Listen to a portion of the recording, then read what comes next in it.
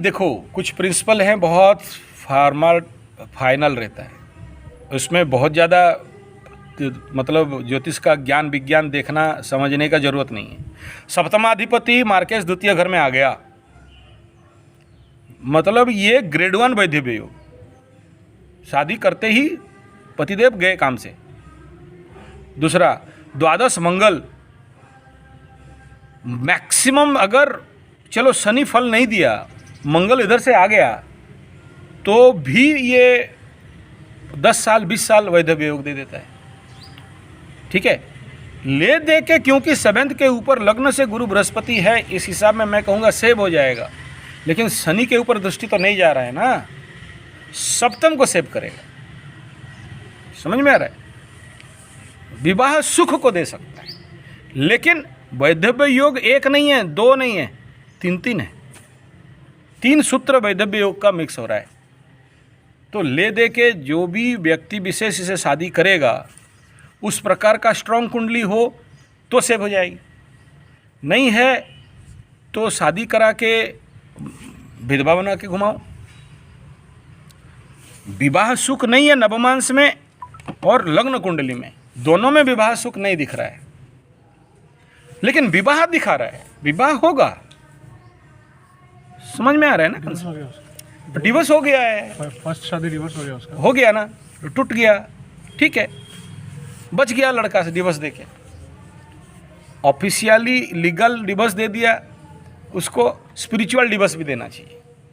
उसको बोलना, देखो शादी तो की हो, ऑफिशियली लिख दिया शादी नहीं किया, लेकिन अग्नि में साक्षी रखे शादी किए हो ना, पति तो हो, पेन पेपर में नहीं हो।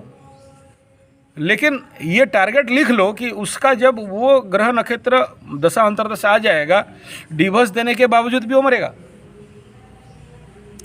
ठीक है, हाँ, एनर्जी, नाड़ी दोष, ये गण दोष, भकुट, ये सब अभी उसके ऊपर एक्टिवली लागू नहीं होंगे, क्योंकि पुरुष और स्त्री जब एक जगह में सोते हैं, रहते हैं और शारीरिक संपर्क रखते हैं, हाँ, नहीं हुआ तो सेब, तब जाके ये बाकी जो 36 गुण का दोष, नाड़ी का दोष, ये सब एक्टिव होते हैं।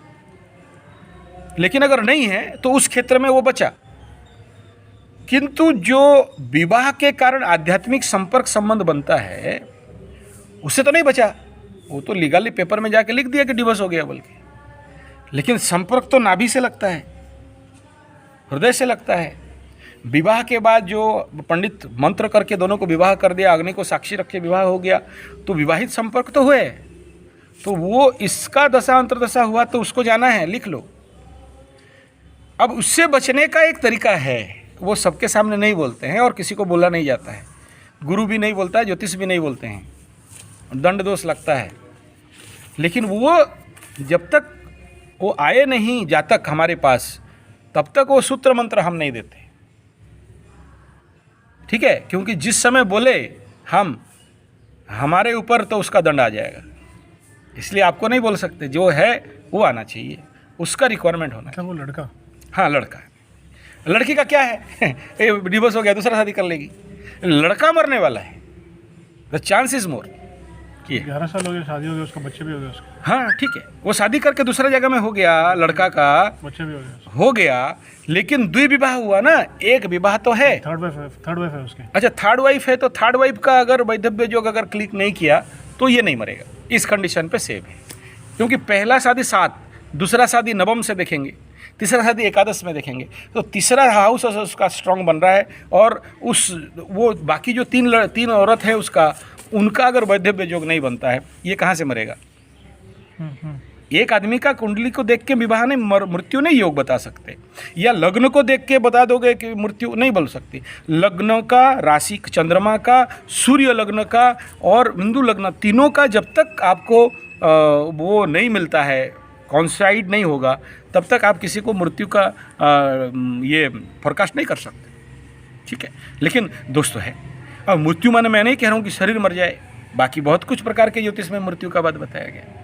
मार्केस मतलब नहीं कि आदमी का लग्न को ही मार देगा, ठीक, शरीर को मार देगा, ऐसा नहीं। ठीक है।